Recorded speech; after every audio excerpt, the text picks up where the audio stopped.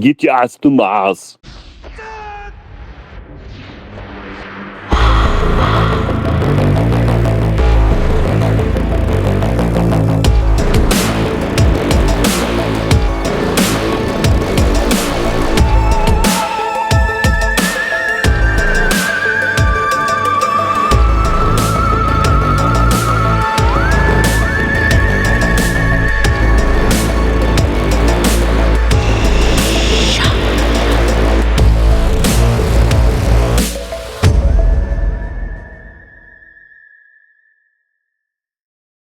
Good evening, cultists, or morning, whenever you're listening. Welcome. We're now in month 825 of this year, and I sincerely hope you're hanging on to your sanity. I'm not so sure, but I'm here anyway. I know I'm good to you. I'm DK, your host for these things, and today we're going to be taking a look at an 80s, well, borderline science fiction classic based on a Philip K. Dick story. No, it's not that one. This episode, we're going to be pulling large objects out of our nose, taking out our frustration on taxi drivers with mining drills, and trying not to let our eyes pop, literally, out of our heads, as we get our asses to Mars to discuss the 1990 released Schwarzenegger classic, Total Recall. And remember, 3 is the magic number. Speaking of which, as usual, I'm not alone. This time I'm being joined by a couple of guests who both made their last appearance earlier this year. Both of them wanted to be in on this one, so never let it be said I don't give people what they want. First up, you last heard him at the beginning of the year for our Escape from New York review. Not only is he a lover of movies, but he's also the one that clears up my messes, metaphorically speaking. It's the editor extraordinaire, Nick. Hello there. And not only your messes I clear up, I'll be clearing up my own as well on this. How are you doing today, fella? I'm doing very well, thank you.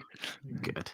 Now, before we go any further, I do want to say thank you for the editing so far this year. You've made this thing seem a lot more professional, which, admittedly is a low bar, but I do appreciate it all the same.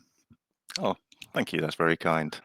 Yeah, I'm not sure how professional I do make it look, but I do my best with very limited skills. So groovy. Next up, we have the return of a very special guest. You last heard him, if you listened in, that is, and if not, why not, on our Night of the Comet review earlier in the year. You'll know him to be a man of impeccable taste, in other words, a nerd like us. He's an actor, writer, comedian, and internet celebrity. It's Mr. Jason Gaston. Greetings. I apologize for nothing. How are things with you right now? Oh my goodness, things could not be better if I was twins. I am just having a great time, and I'm completely delusional right now. Everything's awful. Everything's terrible. I'm just going to leave it at that. Fair enough. When we scheduled this movie is one of your top choices, together with the aforementioned Night of the Comet. Is it one that holds a special place in your heart? It's one of my favorites. It is just one of my favorite movies. It's got everything. Love Arnold Schwarzenegger. I love science fiction. There's so much to love in this movie. Cool. Well, we will get into that shortly. But for right now, I've got to ask you both a question. We've looked at our fair share of Schwarzenegger movies on silver screen over the last couple of years, and they've always been popular with the listeners. Nick, I think our first episode together was kind of a sort of backdoor pilot for cult classics in which we discussed Predator.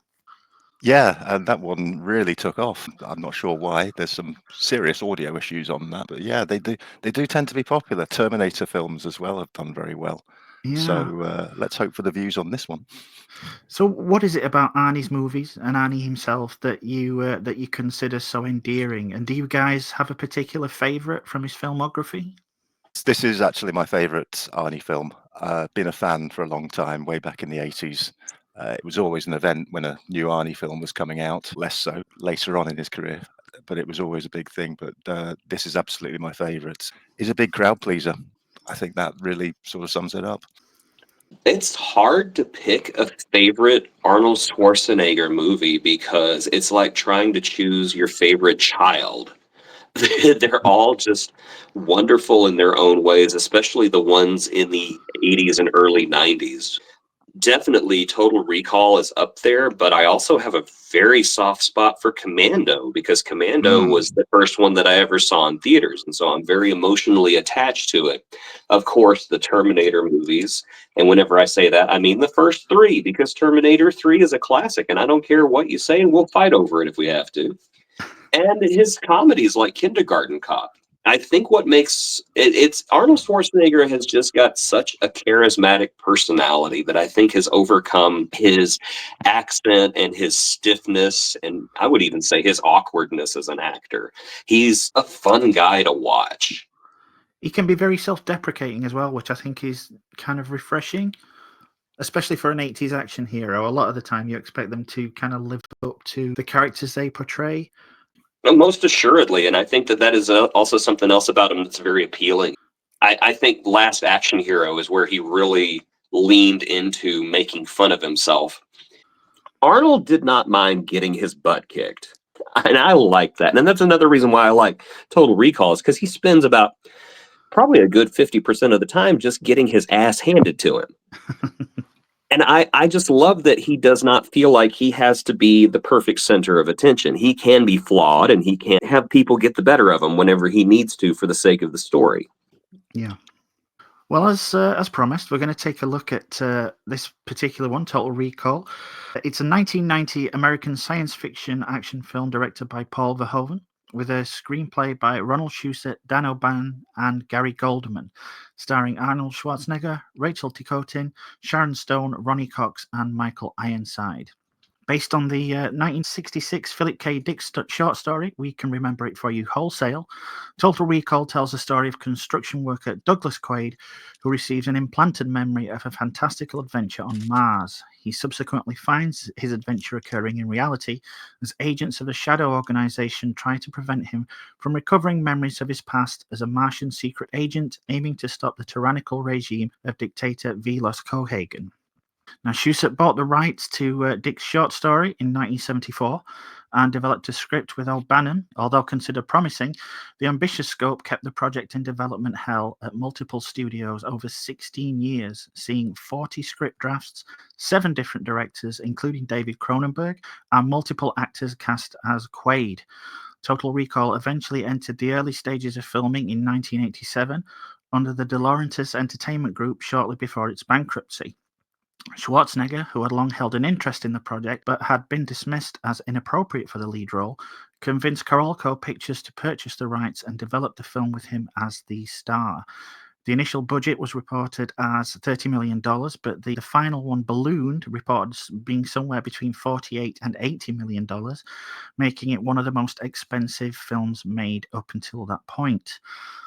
Principal photography took place at Estudios Churubusco in Mexico over a period of 6 months, beginning in April-May of '89. It was filmed almost entirely in sequence.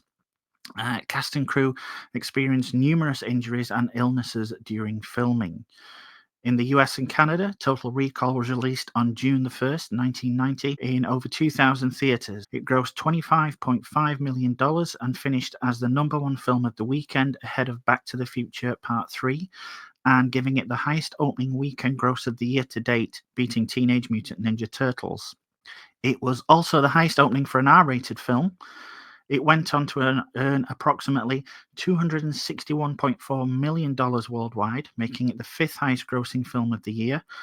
Its critical reception was mixed, with reviewers praising its themes of identity and questioning reality, but criticizing content perceived as vulgar and violent. The practical special effects were well received, earning the film an Academy Award. The score by Jerry Goldsmith has been praised as one of his best works.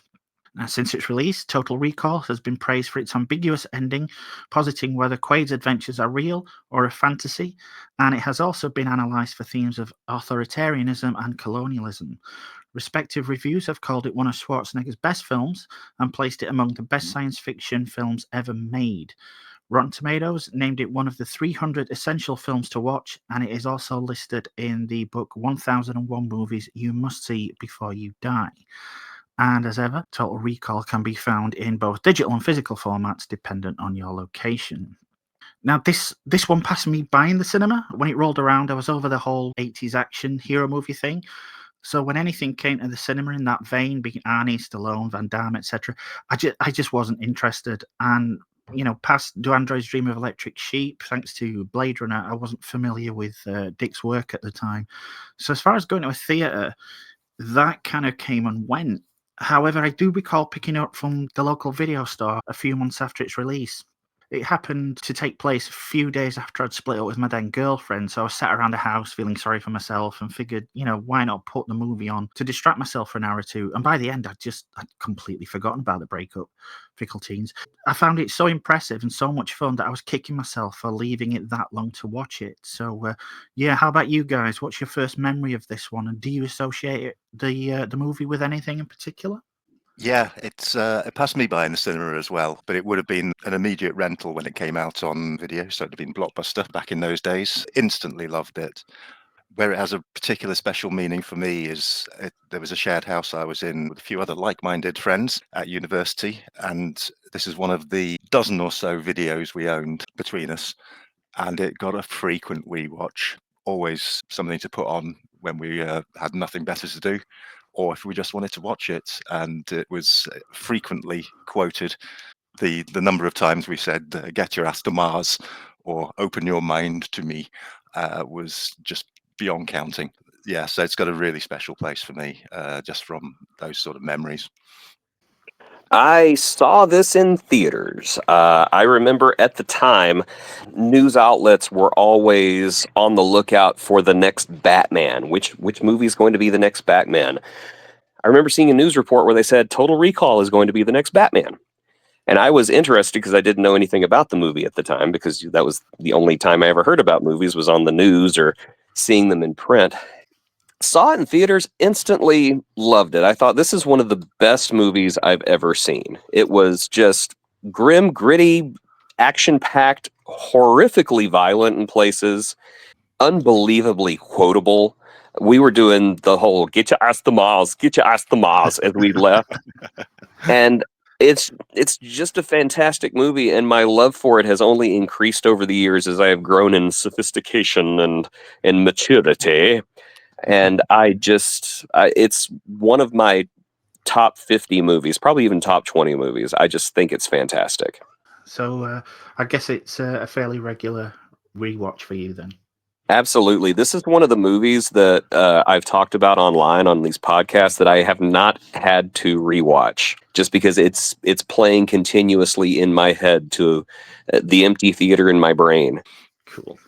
Well, I will take a look at the writing. Now, Ronald Shusett, he purchased the adaptation rights to Philip K. Dick's 23-page short story, We Can Remember It For You, wholesale for $1,000. Shusett had read the story by the then little-known writer in the April '66 edition of the Magazine of Fantasy and Science Fiction. Now, Dick's story depicts a meek clerk on Earth named Quail, who visits Recall Incorporated to receive a memory implant of being a secret agent on Mars. However, the process uncovers his true identity as a secret agent who previously visited Mars and whose death will bring about an alien invasion. Renaming it Total Recall, Shusett worked with Dan O'Bannon to write the script. O'Bannon exhausted the existing material quickly, and the short story's abrupt ending meant he could only write 30 pages, effectively only the first act of the movie. An original second and third act were needed. He suggested sending Quaid to Mars. Shusett and O'Bannon disagreed over the third act, the former wanting something more dramatic. O'Bannon's ending revealed the handprint on the alien machine as Quaid's, who is a replica of the original, and placing his hand on it grants him total memory recall. O'Bannon described the film ending as lame.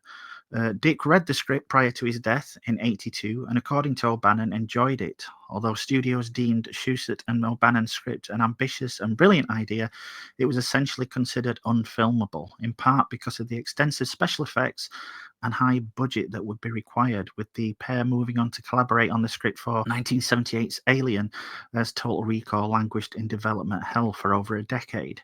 Apparently, both the adaptation of the screenplay and early drafts of the script had the main character's name as Douglas Quail. The original Philip K. Dick story had the name Quail as well. However, it was being made during the administration of President George Bush, in which Dan Quayle was vice president, and it's presumed that this was the reason for the change, as no one could see a character with that name as a heroic figure. Wow. So, Potato. Yeah. So, with regards to the scripting, from O'Bannon and Shusett and Goldman, giving credit where it's due, I mean, how do you think the script holds up? Really well. It's taken a short story, turned it into, it's quite a high concept. It's quite some meaty themes in there, and it's turned it into real blockbuster entertainment for, I was going to say for all the family, but of course it is an R-rated film. But Depends what kind of family you come from.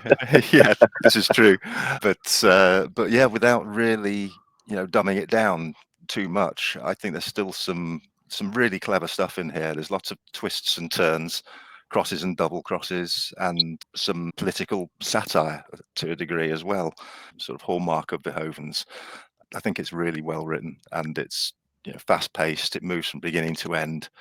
You learn things pretty much as Quaid does. Just great. I think it's an incredibly sophisticated story from beginning to end that never really stops unraveling. And that's what I like about it, is that Total Recall keeps you entranced by the mystery and by each revelation. Even by the end, you're never quite sure what's happened. I believe it was Paul Verhoeven gave an interview a few years ago, and somebody asked him about the ending of Total Recall, and he said, "Oh yeah, it was always my thought that the light that you see whenever the sun flares and bathes the screen in white is Quaid being lobotomized by the recall machine." Oh. And I just remember I was so shocked. Mm. It's like, I'm sorry, what? No, that's not right. But whether or not that's the interpretation you take from it, if you think he is a hero of Mars, that's how the movie ends. If you think that he ends the story in the bed at Total Recall with a fried brain, that's the ending of the movie for you. Yeah. And that's what I love, is that here we are 35 years since this movie's been released.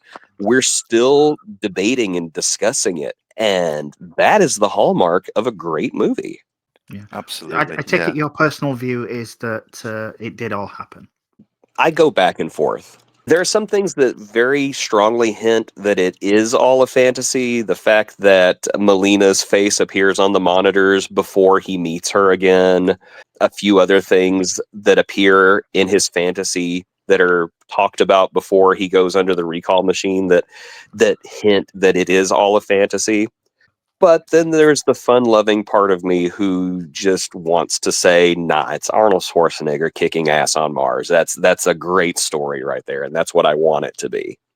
Yeah, I'm very similar, actually, because I choose to believe that it happened. I'm just a simple guy, so I like a simple story, but I really do enjoy the ambiguous aspect of it. That was one thing that you've just mentioned about Melina appearing on the screen that always didn't quite sit right with that interpretation for me. But watching it again last night, I did sort of think, well, he's under the influence of the drugs they've pumped in. So perhaps he's just sort of imagining the screen and it's buried in his memories, but it's entirely open to either interpretation. And it is interesting to know that Verhoeven sort of subscribed to the lobotomy theory. Yeah.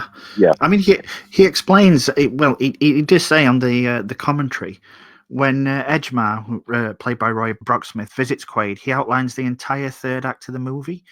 Says that if Quaid kills him, the walls of reality will come crashing down. I mean, moments after Quaid shoots him, the walls of the apartment literally crash down. He says that Quaid will believe himself the savior of the resistance, only to discover that he is in fact Cohagen's bosom buddy, which is, pretty much exactly what happens. He also says that he'll have visions of an alien civilization, which Quaid experiences during the scene with Quato, and points out that if a viewer believes the whole film is a dream, then Edgemar's prediction that Quaid will end up being lobotomized is fulfilled in the fade to white, which ends the movie. The ending's also given away at two other points. When Bob McLean pitches the secret agent ego trip to Quaid, he tells him that by the time the trip is over, he'll get the girl, kill the bad guys, and save the planet. And when Dr. Lull tosses Ernie a computer chip just prior to the thing, he looks at it and says, "That's a new one, Bluesky on Mars." I'm like you guys. I kind of hop backwards and forwards. The Melina thing always kind of tripped me up, but your explanation there, Nick, that's just slid right into my head canon. So I'm quite happy with that one. Yeah, I just take it that if it was a dream, you wouldn't necessarily get the scenes without Quaid in them. I do like the fact it for a typical, what considered typical 80s blockbuster, it is very kind of intellectual. It's not your typical Rambo kind of thing. Most assuredly, I do enjoy that This is the thinking man's Schwarzenegger movie. That it's very philosophical, and that you do have to use your head quite a bit.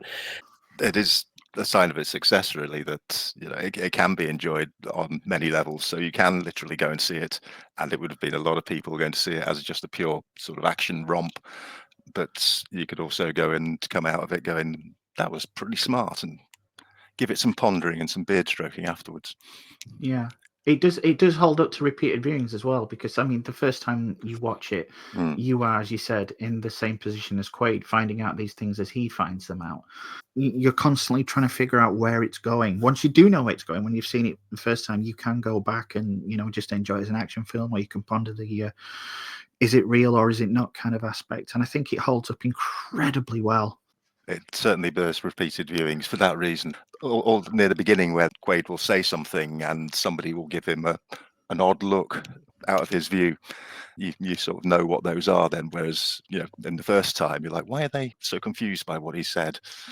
Like when his workmate is just they have that brief thing about recall, and then he just looks kind of really concerned as he's watching him. But he also kind of makes you feel a little paranoid while you're doing it. Because if it is, as they say, all a dream, then you're reading things in that aren't necessarily there, but have just been kind of dropped to create a red herring, as it were. Yeah. It's also got quite a lot of really quotable dialogue in this, as you mentioned earlier, Jason.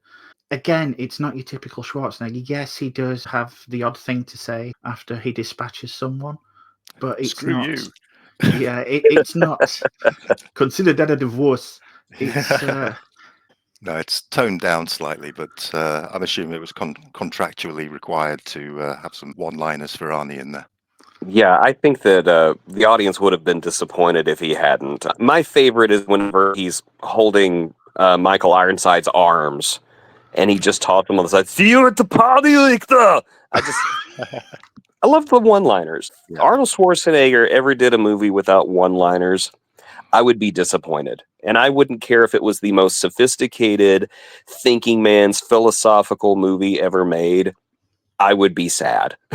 I would just be absolutely sad. You just reminded me of Last Action Hero. Yeah, same here. Not to be. Yes. Not to be. Not to be. Yeah, so that brings us to the acting with regards to that. Now, weirdly enough, Christopher Reeve was offered this role, but turned it down. Also, Jeff Bridges, Matthew Broderick, Richard Dreyfuss, Mark Harmon, and Tom Selleck were also considered. Schwarzenegger took the part because he liked the idea of virtual travel. And the scene where the salesman sells him the trip he never took is one of Schwarzenegger's favorite scenes in the movie. Yeah, he apparently suffered several hand-related injuries as well during this shoot. When filming the scene where Quaid smashes the train window, the tiny explosive in the glass was supposed to shatter it a fraction of a second before Schwarzenegger struck it, but it didn't go off, and Schwarzenegger hit the glass for real, badly cutting himself. And then later, when filming the fight scene inside Quaid's Hilton suite, Schwarzenegger broke a finger on his right hand and had to get a cast fitted. So as a result, most of his scenes shot afterwards kept his injured hand off screen. You suffer for your art. Yeah. I would hate to be that special effects person who was responsible for hurting Arnold Schwarzenegger, though. Yeah, Arnold comes back from the emergency room, kicks down a door. Well, is he? I'm surprised he didn't take some groin injuries. He gets. Oh my gosh! Later on, yeah. He takes 2 shots to the nuts in the first fight with Laurie. Yeah, that would take me out of action permanently. Yeah.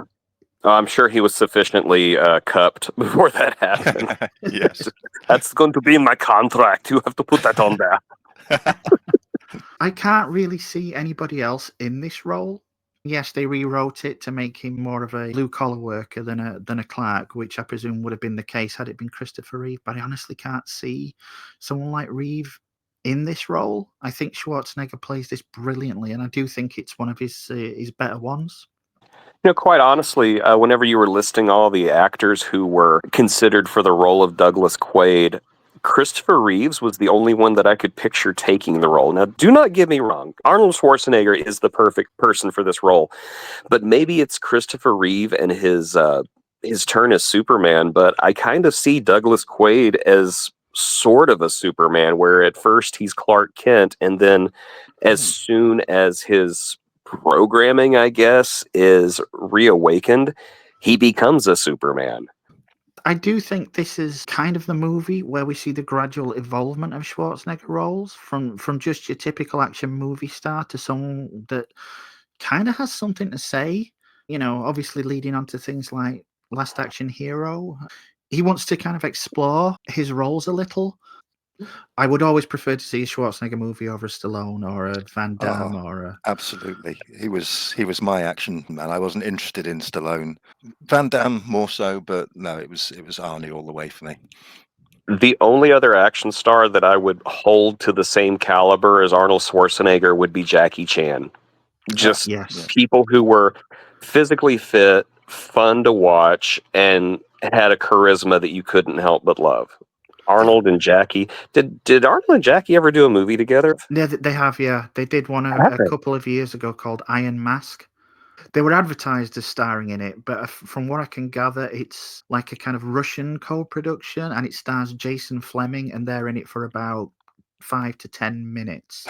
But that's share a so scene? cute. they do share a scene, yes. There was also that little scene in Around the World in 80 Days, the remake. Oh, yes. Oh, Yeah. yeah. I loved Arnold Schwarzenegger in that movie. I thought he was hilarious. So with regards to the rest of the cast, after seeing Sharon Stone's performance as Laurie in this movie, Paul Verhoeven would then cast her in Basic Instinct due to her ability to play a character that could change from a timid, charming sweetheart to a diabolical person and back again at a moment's notice. But apparently Nicole Kidman and Alexandra Paul were both considered for the role of Melina before it went to Rachel Ticotin. So what do you think to the leading ladies? I think they're both really good. They're kind of more like in the vein of a Bond girl, but the main Bond girl that's out there and kicking ass. I think they both do very well. They're both kick-ass, strong female sort of co-leads, I guess. They're both very strong in the roles. I'd probably take Melina over Laurie, just because she's the good one. It's just because she's sleazy. You know it. Athletic, sleazy, and demure. And demure, yes. I think that Rachel Ticotin is extremely underrated in this movie. I think that whenever you are put up against someone like Arnold Schwarzenegger and Sharon Stone, and you shine anyway, I think that's a tremendous accomplishment. I also think that it's great that in a movie that existed in a time of, let's face it, disposable female characters, the fact that Total Recall made its two female leads so dramatically different with personalities of their own and motivations of their own, I think that that's another strength of this film, in that it treated female cast members like people instead of just sex objects. Yeah. Both parts were fantastic, I thought. But I do think Rachel Ticotin does need more praise than what she gets. Definitely. I do like that the film gives them some agency. They know what's happening a lot more than, Doug Quaid does for a lot of the time. And he's kind of caught up in events, whereas they're both on opposite sides, but they know exactly what's going on. Yes, I like that the women have the power in this movie. Even the three-breasted woman in the bar. Yeah. Who is like one of the most memorable, made fun of characters ever. She's never out of control.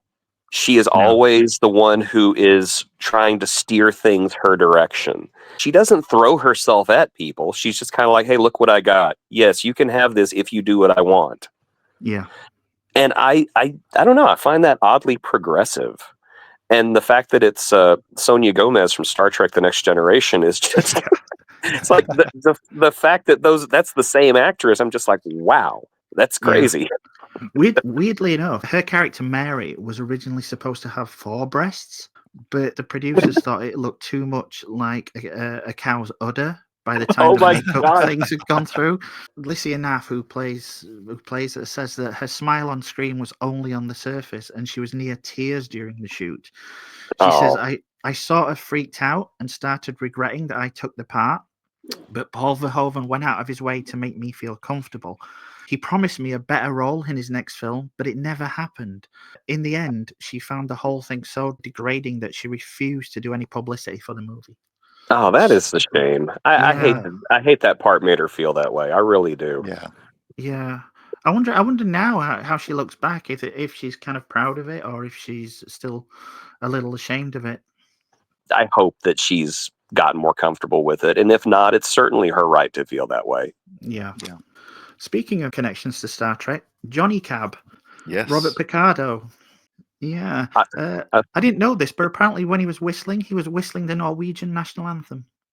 That's There- a deep cut trivia. There's two other Star Trek connections in this movie. Ronnie Cox, who went on to play Captain Jellicoe, Mark Alamo, who went on to play Gul Dukat. So there's Star Trek all through this thing. Yeah, I completely forgot about the character of Everett in this. So when I saw him, I did the Leonardo DiCaprio meme from Once Upon a Time in Hollywood. So it was nice to see Gul Dukat in this. Both Robert Davi and Kurtwood Smith turned down the role of Richter. Smith felt the role was too similar to his character Boudica in RoboCop. What do we think to Michael Ironside? He gives great Top Goon. He plays it really well as well, because he goes through a bit of a roller coaster of emotions on the whole thing. And I like that he's another character. He knows more than Quaid, but he obviously doesn't know everything because he's not in on Cohagen's big picture. So he almost fucks it up. Yeah.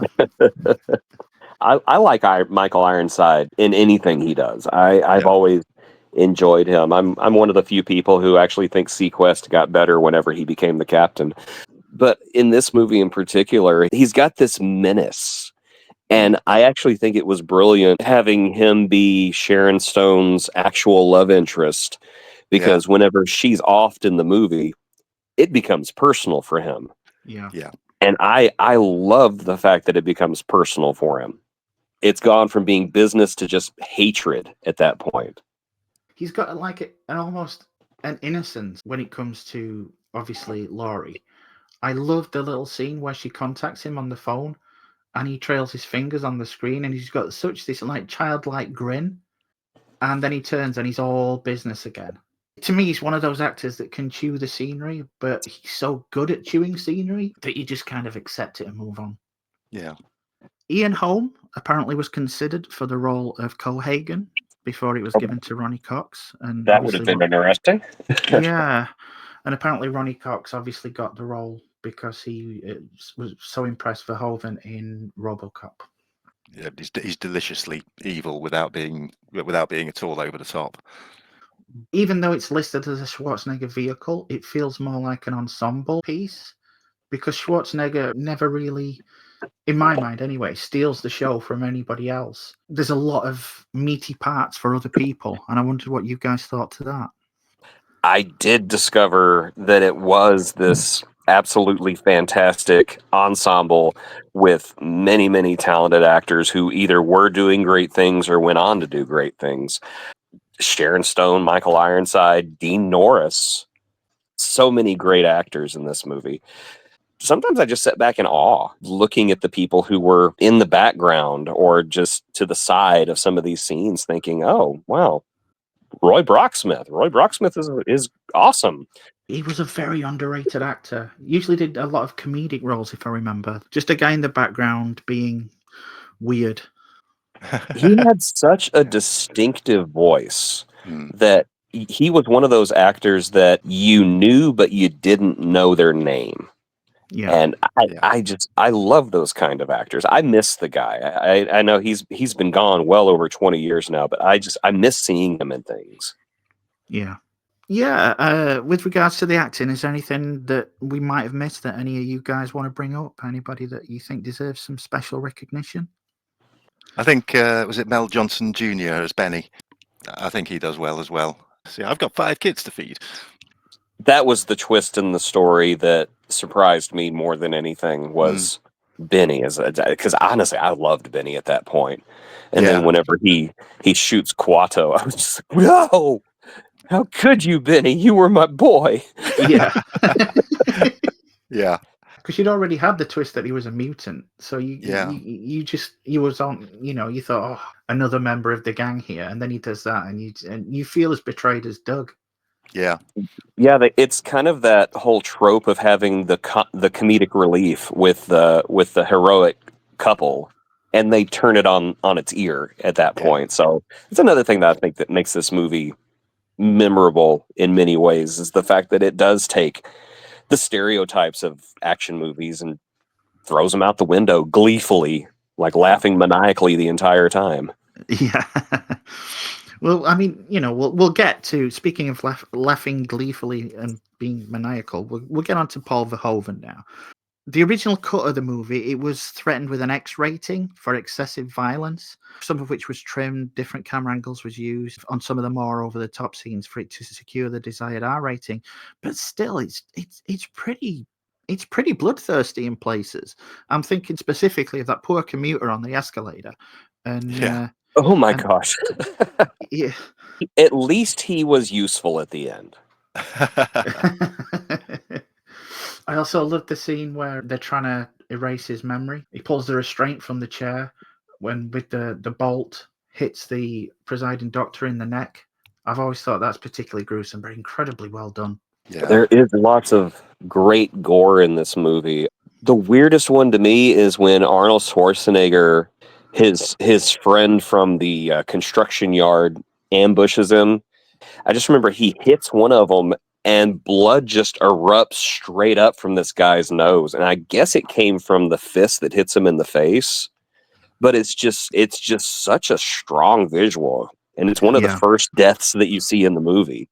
And I just remember just being completely taken by, like, oh, good Lord. And the guy has this look of shock on his face, too. Just, oh, my God, did that just happen? As he's dying. What I do like about it is it's not unique, and certainly not in Verhoeven's catalogue of films, that they weren't afraid to make R-rated blockbuster entertainment, which maybe you don't see so much these days. It has to be toned down and sanitized for as big an audience as possible. But back in the 80s and 90s, you could get sort of these really violent films that were intended to be blockbuster entertainment. I think what shocked me the most when I watched this is, up until then, when I had seen violence in a Schwarzenegger film, to me it was mostly kind of the old ultra violence. It wasn't very realistic as such, and I think the realism in this, it was a shock to me. I think the matter-of-fact violence of it was kind of a shock to me. It was just, when somebody gets hit, they can die. Before that, it was, if you get hit, you'll get knocked out for a little bit and then you'll get up. It was violence, and the violence had consequences, I think, was the most shocking bit to me, because it brought this grittiness and realism to a movie that was decidedly unrealistic. Yeah. And I find that very appealing. Yeah. Apparently, Schwarzenegger hired Verhoeven as the director after being impressed with RoboCop, for which he'd been considered for the lead role. I think that's definitely what they were going for, and they got that in spades. I mean, it's not quite, turning someone's hand into a milkshake, but it's pretty close. Apparently, Verhoeven, he fell ill with food poisoning during shooting and was rarely completely fit during production. The production company's insurance, though, did not cover the first 3 days of hospitalization. So every day he called in sick would have deducted $150,000 from the movie's budget. Towards the end of filming, he got so sick, he would have an ambulance nearby on set at all times. I mean, that must have cost something. And the paramedics could administer fluids and medication in between takes, so he could keep directing in spite of his illness. He would direct from a stretcher on top of a minivan because he was unable to stand. And he informed the crew that unless a doctor actually said he was dying, they were going to continue shooting. You got to admire that type of commitment. Yeah. Apparently, several crew members fell ill, with the exception of Schwarzenegger and Schuster. Schwarzenegger escaped because he'd always had his food catered from the USA, since he fell foul of this kind of problem when he was shooting Predator. As for Schuster, he insisted on getting a weekly vitamin B12 shot. He was mocked by the crew until they all got sick themselves.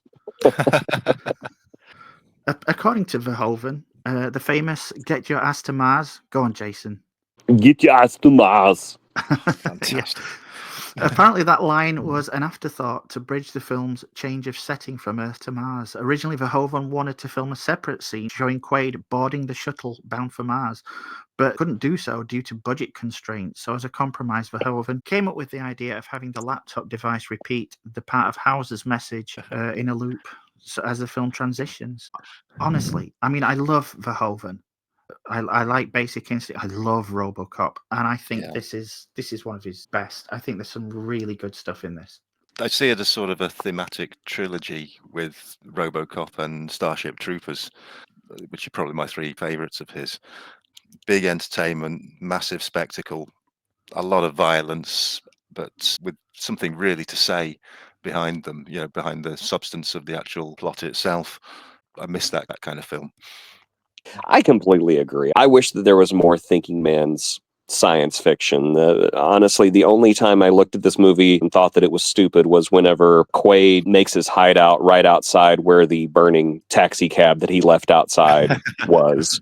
I just thought that was probably not the smartest move, especially since it's the burning taxi cab that lures the bad guys right to him. Yeah. It's like, oh, I probably should have ran a couple of blocks first. There is one other thing that bugs me about the film, actually, only a little bit, but and it's for plot reasons. You'd think they'd make the domes on Mars with bulletproof glass. It just seems too risky not to do so. Well, they do kind of hint that they make them as cheap as possible. So that's fair. Yeah. Let's make them out of plexiglass and hope no one has a gun. Or leans on it too hard. Yeah. I think the thing that I like about Verhoeven movies when it comes to sci-fi is there's an incredible amount of world building. They do seem to take care to make it seem real and lived in. You look at this, and to quote Starship Troopers, I'd like to know more. More than anything, I would like to know more about the world that Quaid's living in on this. I think I'd love to have seen more kind of adventures in this world. Yeah. Well, there's another Total Recall movie we could always look at. Let's not. I watched it and I just thought, the hell is this? Who thought this was a good idea? It was name recognition. It was just basically how many people can we trick into seeing this movie? Yeah. I don't have I don't have memories of it, really. I have seen it. I thought that the elevator through the earth was kind of cool, but that was it. So back to the good version. It was one of the last major Hollywood blockbusters to make large-scale use of miniature effects as opposed to CGI, especially for the city and that kind of thing. Weirdly enough, though, it was also one of the first major Hollywood blockbusters to use CGI, mainly for the scenes involving the X-ray scanner and have it look photorealistic.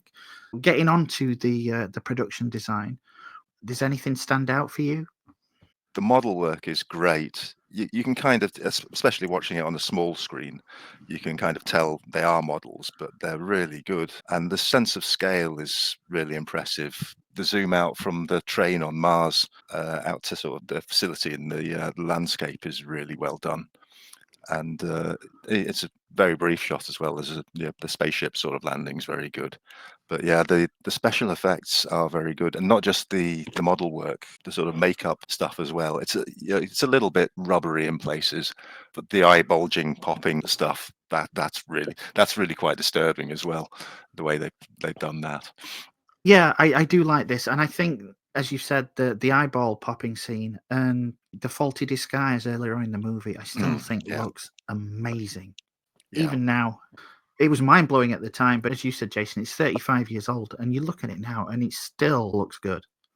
It does. It's so funny. I have the movie going on mute right now, and I'm at the scene where the faulty disguise starts malfunctioning, and as I'm watching it right now, the head is about to open.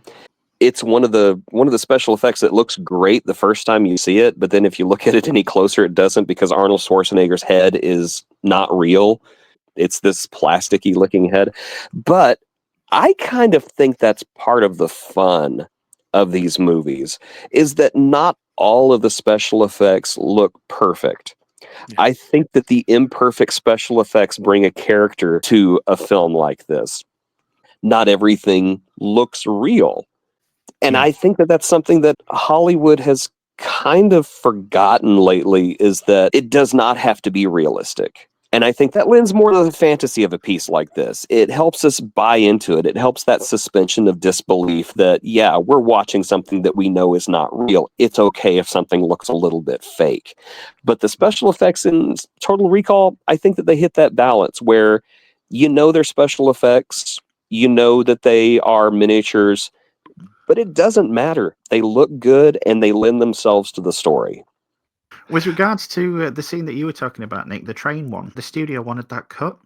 It was down to budget, and they just didn't want it. According to Verhoeven, Schwarzenegger had to step in and convince the studio to give the production enough money to complete that one shot. So that's a great shot, and that sense of scale and place that it gives you. Yeah, and he has just arrived on Mars, so it shows you sort of the different environment and where he is.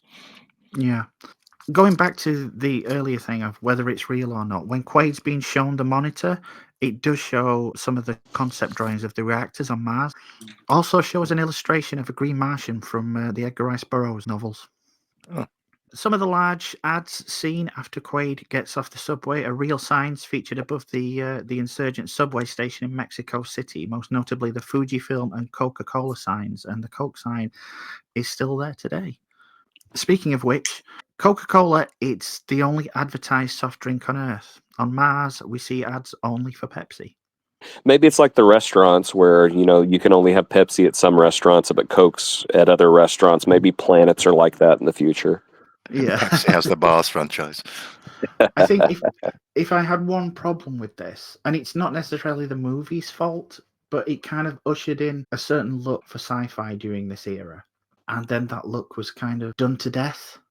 And I think the prevalent use of this kind of look, and I'm thinking of specifically Mars and, say, Cohagen's office, it was used so, it was so ubiquitous in the 90s in TV shows and that kind of thing, that nowadays, when I look back at it, it kind of feels a little cheap.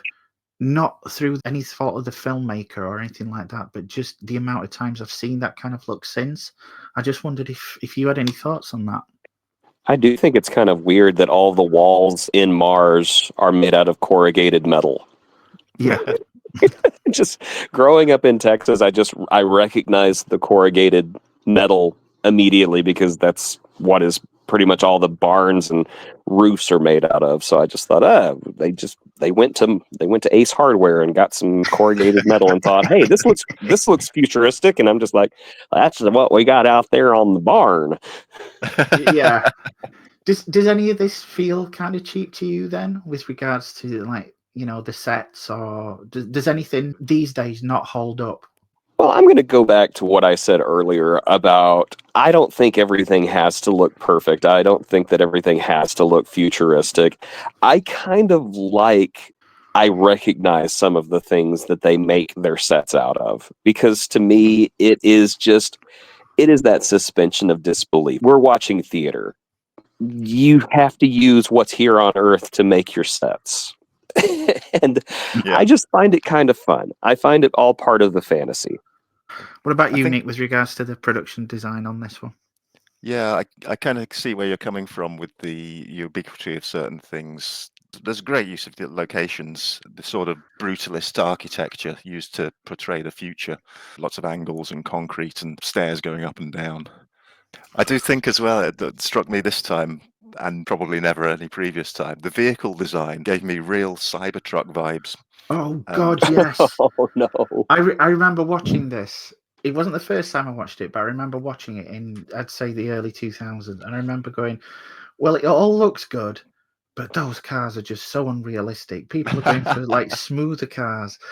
And then watching it this time, I was just, oh, okay, I stand corrected. We are really doing this now. It just kind of makes me think that Elon Musk's idea of a futuristic-looking vehicle is the same as people in the 80s. Well, I don't think that these are Elon Musk cars because they're working and they're not rusty. Then one of them does explode. Well, that is true, but I think it gets shot first. It doesn't explode by somebody closing the trunk too hard. It's not spontaneous, yeah. No. So, yeah, we'll get on to sound design now. And the Jerry Goldsmith score, I think It is definitely one of his best. This score is, I think, brilliant because the theme of the movie works as both the background music for an action scene or a romantic undertone. It just depends on how fast you play it. Yeah. And I think Jerry Goldsmith was such a fantastic composer. And this is, I believe, his best. The mood changes in this score are just phenomenal. At one point, you've got your action stuff, but then it just changes to this completely ethereal vibe for when he's having that little moment with Quato. I used to have the CD for this, and I used to listen to that track at night because it was just so relaxing. Yeah, apparently, he received some criticism about the score. Some people were saying it had no theme. Oh, bull. Yeah. He says the movie did in fact have a theme, but it wasn't the kind of theme that people left the movie theaters whistling. He modelled some of the score after Schwarzenegger's Conan the Barbarian score by Basil Poledouris. I could see that, yeah. I don't honestly see how you could look at this and say it doesn't have a theme, because that it's straight there as soon as the opening credits begin, and it's throughout the entire movie. I don't see where that criticism comes from. Enduring greatness is rarely recognized when it happens. And I think that this is one of those instances where, in many ways, the lasting greatness of Total Recall was not recognized and wasn't appreciated when it first came on the scene. And here it is 35 years later, it's still holding up, and we recognize it for what it is. And for the record, I was humming the theme whenever I left the theater. I was doing it out of spite. Da, da, da, da, da, da, da, da, da.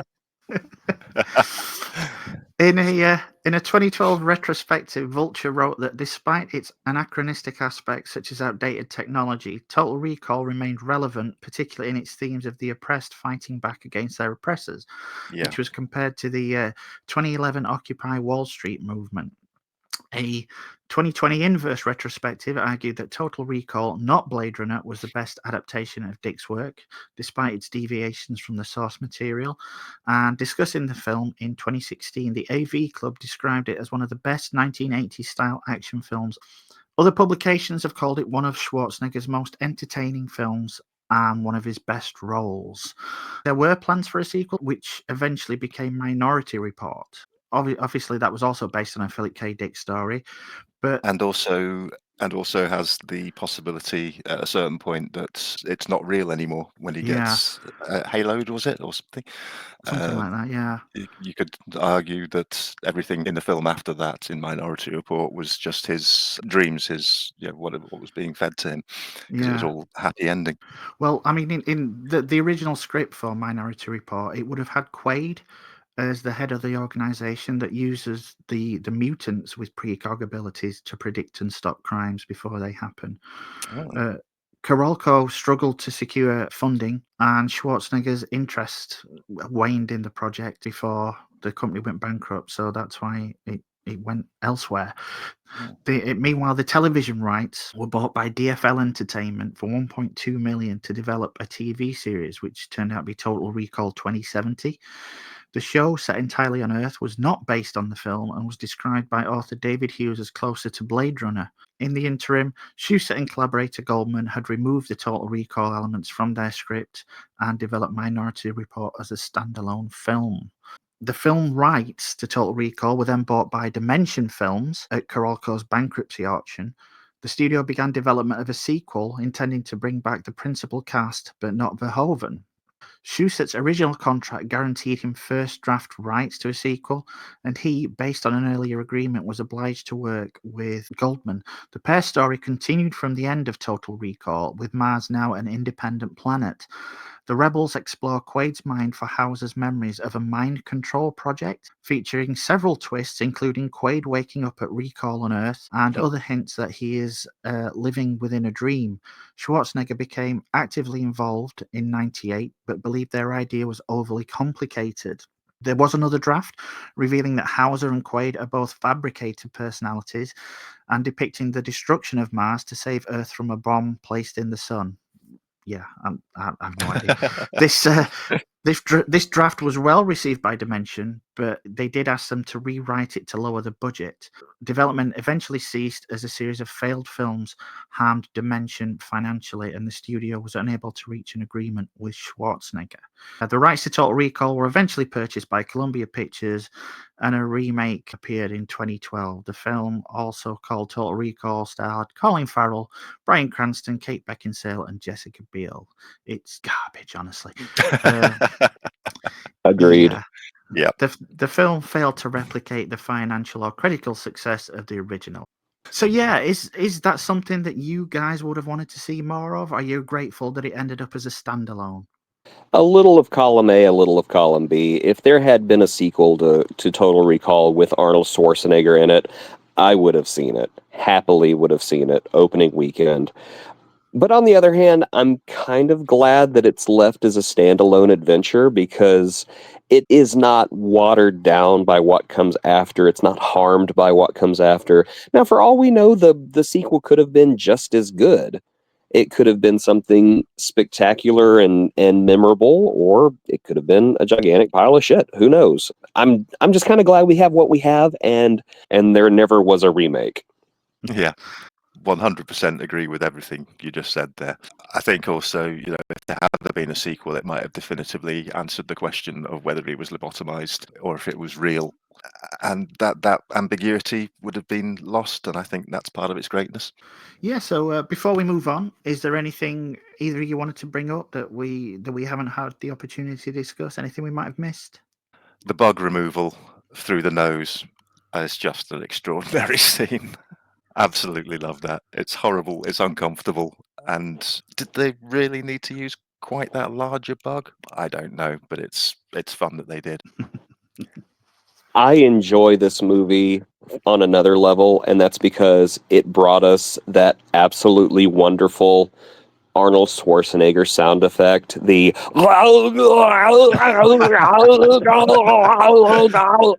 love that so much. I swear if I ever meet Arnold Schwarzenegger, I'm just going to, oh my gosh, it's so wonderful to meet you. I won't be able to help myself. It'll be like a weird mating call or something. I think he'd have to answer back. There's actually a comedian who he tells a story about meeting Arnold Schwarzenegger while Arnold Schwarzenegger's at a fuel pump. And he gets on the phone. He's like, dude, you will not believe who's next to me. It's Arnold Schwarzenegger. Arnold Schwarzenegger. And he said that into the phone, and he heard Arnold Schwarzenegger at the food pump go. So apparently Arnold Schwarzenegger is contractually required to answer that call whenever he hears it. So I'm hoping one day I'll come across him in the wild just to test it. So either he'll answer me or I'll get punched in the face. Either way, it'll be legendary. What happened to your teeth? I got punched by Arnold Schwarzenegger, man. It was awesome. So what is it about, at the end of the day, what is it about this movie that brings you back for more? I mean, like I said, to me, it feels like a fully fleshed out world. The technological advancements, the mutant culture, state of society. I just love it. I'd love to explore more in this world. And that's what keeps me coming back. But what is it for you guys? What keeps you coming back for this one? The world, despite the fact that I can tell there's corrugated cardboard and green screens, it feels real. The fact that in Venusville there's a sign for Jack in the Box and there's trash rolling around on the ground, and that it's a world that feels like it's lived in, and it's a world that feels fully fleshed out. And quite honestly, I wouldn't even mind visiting Mars, even though apparently it's kind of a seedy location. It just looks like a world that would be fun just to explore and get involved in. And I think that's probably the film's greatest appeal right there, is just how great the world building is. Yeah. Yeah, agree with all points, but yeah, there's just nothing about this film that doesn't work for me, really. Yeah, that is, and anything that's not quite there, it doesn't matter. Yeah, as you say, it's part of the charm. From beginning to end, there's nothing that's not entertaining about this film. Well, yeah, as always, we went over to you guys to see what you thought about this one in our socials. Normally, we would go over to the good lady Vianne for this, but she's a little indisposed this month. So we're going to hear from our friend Jen, who's kindly taken on the feedback duties for this month. So, yeah, we'll head over to you. Jen, what does everyone have to say on this one? Thanks, DK. We'll start with Nancy. Having worked on this film as special photographer on location in Mexico City, I can say with glee that the experience of being even slightly involved in this production was a blast. Verhoeven, of course, was brilliant and had fun being so. Arnie, not that I called him that, was brilliant and had fun being so. I photographed Sharon Stone for the first time and had fun doing so. Paul and Arnold teased me by doing outrageous stuff while I was changing film, none of which I could shoot, and had fun doing so. You must get what I'm suggesting. I loved it all, including the film, and LOL. David Jarowski. Great movie. My parents, knowing I'm a huge science fiction fan, for Christmas 1 year, gave me a collection of short stories that have been adapted into film, and it came included with Philip K. Dick, so we can remember it for you wholesale, the story that Total Recall is based on. If you are a fan of the movie, I would suggest reading the short story.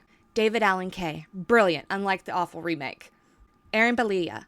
A beautiful exhibition of special effects complemented by solid, fast-paced plot and an all-star cast. Arnie, Sharon Stone, and Ronnie Cox, one of the most violent, bloody sci-fi films committed to screen by the director of RoboCop, so no surprise the blood splatter was a flying. Rick Kelling. I'll give it a generous 3. Al Winter. I like it, not as much as RoboCop or Starship Troopers, but it's a fun film. Defo better than the remake. Feels kind of enclosed and sweaty, but I suppose that was the point. Ironside is a little wasted, and Arnie's one-liners mostly fall flat. 7 out of 10 for me. Sean Angel Erlman. I like how ambiguous the ending is. It's up to the viewer if he went to Mars or if it was just simulation. Ernesto Ochoa. I remember it was a fun movie. Paul Whittleton. Watched at cinema on its opening night in the UK. They don't make them like this anymore. Adrian Conlon. For me, the very least 4.5-star masterpiece. Stephen Forrester. If Predator didn't exist, it would be Arnold's best movie. But it's not Verhoeven's. Flesh and Blood or RoboCop best. The practical effects terrified me as a child, especially Kuato and the arm gag with Richter. Sharon Stone was absolute fire as well. Ray Gibson. Every Arnold movie was a must-see back then, and Total Recall delivered all the goods, including one of his most iconic lines. Consider that a divorce. As for me, Total Recall is something that I watched again and again when it came on TV. It is a staple of its period, and should still be seen as a good movie that people should be seeing now. Awesome. Thanks, Jen. Very glad to have you on board for this month. And thank you to you out there also who let us know your thoughts on this. If you did miss out, though, don't worry. You can always hit us up on our socials. Link, as always, will be in the description to let us know your thoughts, or do it in the comments on this show. We always like to see what you have to say. So, yeah, now it's time for our roundup, in which we each give our final thoughts and score out of 5. And once that's done, we'll tally them and see what our cult classic score for today's movie is. So, yeah, I'm going to come to you first on this one, Jason. This is one of the best science fiction movies ever made. It is arguably the best Arnold Schwarzenegger movie ever made. And my score for it is a perfect 5 out of 5. I don't think it can be topped. Nice. Nick? I don't think I can add anything that Jason hasn't said. It's absolutely fantastic. I'm also going to give it a 5 for those same reasons. It is my favourite Arnie movie. It's got a really special place for me. It brings back fond memories of a time. Great adult blockbuster entertainment with smarts and social commentary. Nice. Yeah, it's colourful, it's fun, it's frenetic. From the moment you reach the recall officers, this thing never lets up for a minute. It doesn't go overboard with dull, repetitive action. It keeps you guessing just where it's headed. And for an action movie at the tail end of the 80s, it was desperately needed. A Philip K. Dick adaptation that easily, to my mind, ranks alongside Blade Runner, although taking a different tack, and it works wonderfully. Schwarzenegger is at the top of his game, giving a slightly more muted performance while still delivering some great action sequences. Many consider this one of his best, and for good reason. There's some great performances again from Rachel Ticotin, Sharon Stone, Ronnie Cox, and Michael Ironside, giving his best scenery chewing. It's almost an ensemble feel rather than a straight Arnie vehicle. The world building is second to none. You don't know the specifics of the solar system they inhabit, but giving you just enough for you to want to know more. The special effects, headed up by Rob Bottin, still look spectacular to me. It showed us things in this movie we'd never seen before, and to some extent haven't seen since. The Goldsmith score is sublime. It's instantly recognizable, with motifs that range from heart-pounding action sequences to those ethereal wonders. It's a sci-fi fan buffet where everything on offer is just delicious. I do have minor complaints, but I've mentioned them with regards to the look of it. But honestly, that's not the movie's fault, and it's what came after. This is still a cracking piece of action cinema that also, one could argue, gives your brain a workout as opposed to just your blood pressure. It's great stuff, and I'm also going to give it a 5 out of 5. Yeah, I think that makes it slightly easier to work out the average for this one. It's only our second here on Cult Classics perfect score of 5 out of 5. So not a bad one, wouldn't you say? Oh, I think it's well deserved. Absolutely. Nice. I do think generally Arnie movies kind of hold up well. So I'm glad we finally got one on Cult Classics officially, and it's definitely a good one to start with, wouldn't you say? Absolutely. And yeah, I guess we kind of stretched the definition of what a cult film is, but I'm fine with that. We've been doing that for a while, mate. If we can list Ghostbusters as a cult film, I think we can slide Total Recall in there. Absolutely. That's it from us this time around. As usual, allow me to express my appreciation to you, dear listener, for joining us on this one. And if you like what you heard, do not forget to like and subscribe. We do have some more great cult movies coming up over the coming months. And if you're so inclined, you can check out our guest's last appearance should you find yourself liking the cut of their jib on this one. I'll post the links to those respective episodes below. Speaking of guests, Jason, thank you for joining us once more on this one. How was it for you this time around? I enjoy myself every time I'm here, so thank you for having me. Oh, anytime, man. Where can the listeners find you? You got any social media you'd like to share? Do you have anything special coming up you'd like them to know about? Well, you can find me across social media. All you have to do is search my username, Jason Roy Gaston. In particular, on YouTube, myself and my friend VHS Jace, we run a podcast called The VHS Vault that I'm very proud of. Right now, we are currently doing a retrospective of the Superman films in preparation for the release of James Gunn's Superman movie. All kinds of fun stuff always happening over there. So if you'd like to go over there and check me out, I would very much appreciate it. Cool. Well, we'll try and get some links in the description. So yeah, you out there, please do click on those links and give Jason a follow. Also, I want to give a big thank you to Nick. I trust you'll polish this turd before it goes out. Have you had a good time today, fella? Yeah, absolutely. I'm always happy to talk about any Arnie film. Particularly this one. So yeah, great times. And I've learned some things as well. Well, I'll not ask where the listeners can find you, as I assume that, like me, you're still a misanthropic bastard. Absolutely. I would be very upset if anybody could find me. Brilliant. So yeah, thanks to you out there once more for coming with us to Mars for this one. If you'd like to know more about the show and where we can be found, the links will be coming up on screen shortly. And as I said, please like and subscribe. We'll be back next time with another cult movie. And if you're wondering what it could be, well, you'll just have to join us. First Tuesday of next month, as myself and a couple of guests head over to a mysterious island to find out just what's going on. But don't worry, it's not Mysterious Island. Until then, take care of yourself, watch your back, and just think, what if this is all just a dream? You have been listening to the Cult Classics Show, part of the Silver Screen Podcast. Created, written, and hosted by DK. Editing by Nick. Produced by Mike Wilson. Feedback section produced by Lady VN. Opening credits by Ian Sanderson. Music by Timeless Journey. Follow us on social media. Links to all of our social media pages can be found on our link tree. And don't forget to like, subscribe, and share.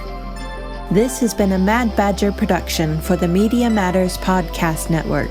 Copyright 2024. Thank you for joining us.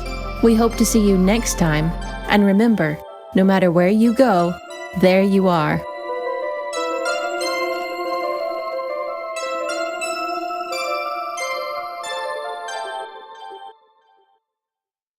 See you at the party, Richter!